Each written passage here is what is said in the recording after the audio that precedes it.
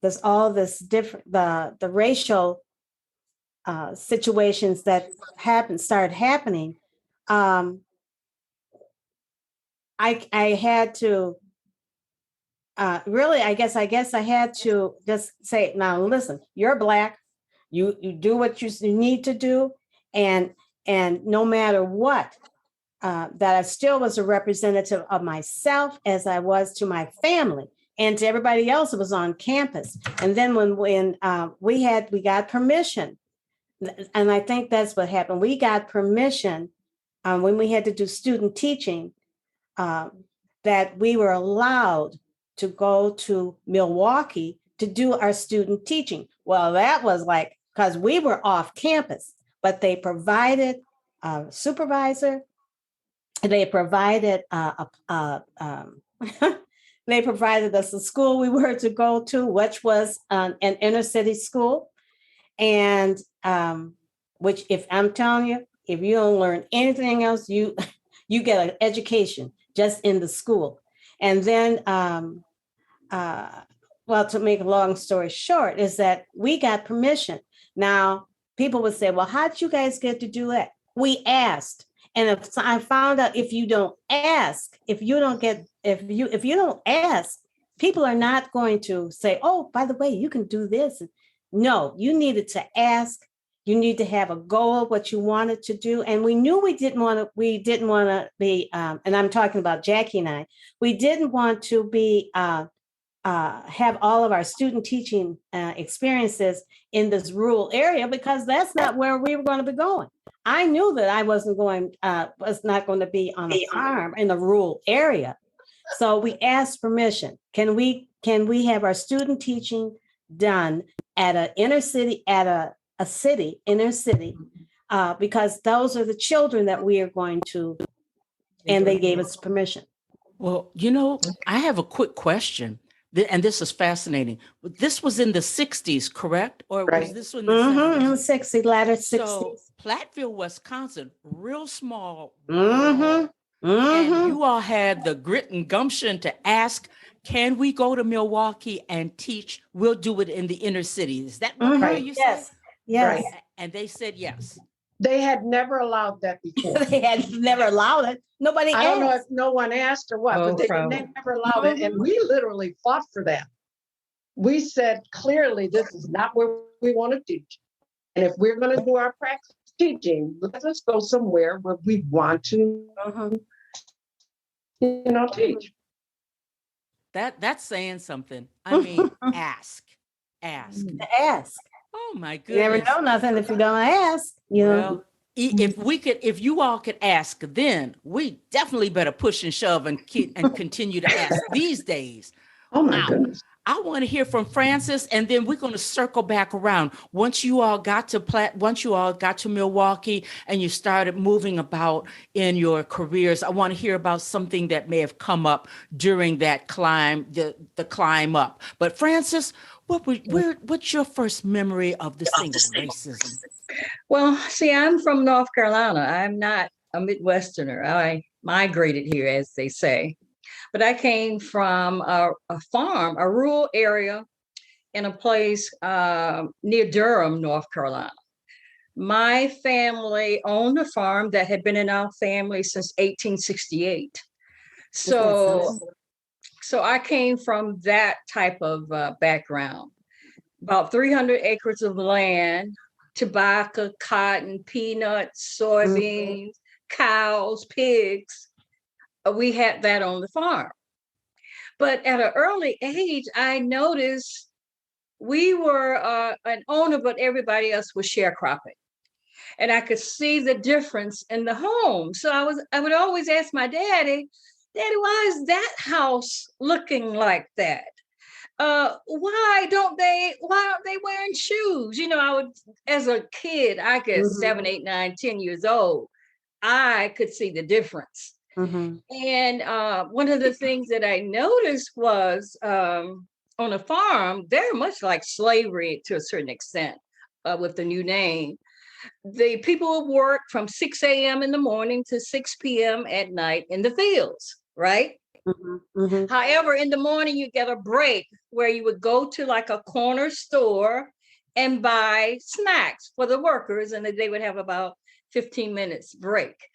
I would go with my daddy to the store to purchase whatever he was purchasing. And then I would see the other people in there buying stuff, but they could not write or read. So they were putting X's on. They would buy, let's say, $10, $20, $30, and put an X beside their name. But the storekeeper would put like double the price. You know, it was all at his doing. So at a young age, I saw racism, I saw housing accommodation, and I saw how everybody was separate, black and white. I saw the signs that said colored only, white only. I'm not all that old, but I did see it. So that's what I grew up around that. And we had a family that was very determined. It was traditional that you worked on that farm until you were 18, but everybody was expected to go to college. So 3 of us, it was 6 of us. 3 went to college, 3 did not. And then I went to undergraduate at a historical Black college, worked for a dean. Somehow she sent me to fill out an application to come to Milwaukee.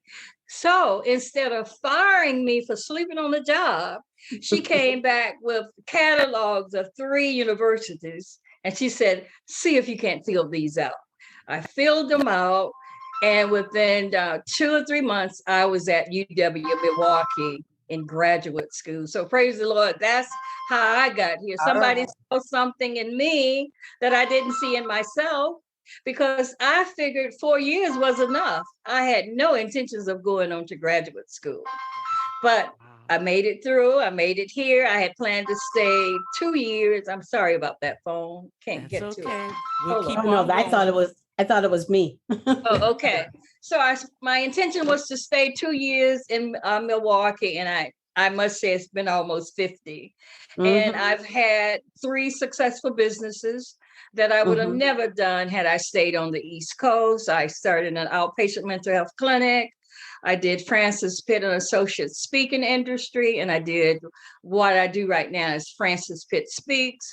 And that has led me to various states and various countries presenting. And my most recent was speaking in London 2019 in June, and again back 2019 in November, speaking to the World of Women Conference of all things.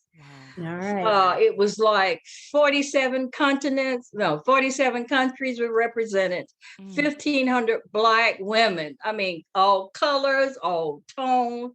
And each day I was there, I never felt like I was walking. It felt like I floated every day on the energy of the people that I met and got a chance to hang out with, talk with, and get a chance to know what was going on in their lives. And we shared what was going on in our lives.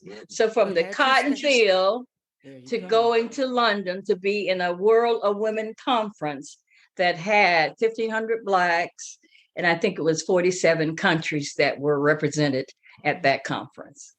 What a blessing. Wow, that's great. Had you not, that's great. The woman had she not sown into you, you never would have made it out of the Carolinas, perhaps, or who knows where. I never would, because I had no thoughts about leaving. Jackie, I'm thinking, had you, I mean, there was nothing to say that you maybe would not have gotten out of Racine. Racine is a small city in Wisconsin. Were you always set to leave Racine, or what were your thoughts? No, I didn't want to just stay there. I had a high school, the reason I did that survey, I had a high school counselor that had gotten me a job at the telephone company. I didn't want to work at nobody's telephone company. He had gotten all the Black girls' jobs at the telephone company. And I told him I didn't want to work there. He was mad. He would not sign for me to go to college. Wow. So upset. But I told him I just didn't want to work there. So I actually went into college on probation. I was just determined. And I got in there, and the guy let us in. He wasn't going to even let us in, but he let us in. And he, when we graduated, it was me and another girl. And when we graduated, He said, I got to talk about these two people that I let in on, on probation. They came out here and they did this wonderful thing.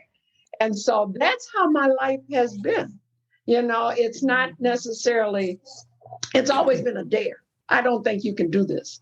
And, and that was the best motivation. Every time I got another degree, I sent that counselor an invitation. Come on, I got my master's degree. Come on. I'm now assistant superintendent. I want you to come on now. I want you to, and that's why I asked other people, did you even get help?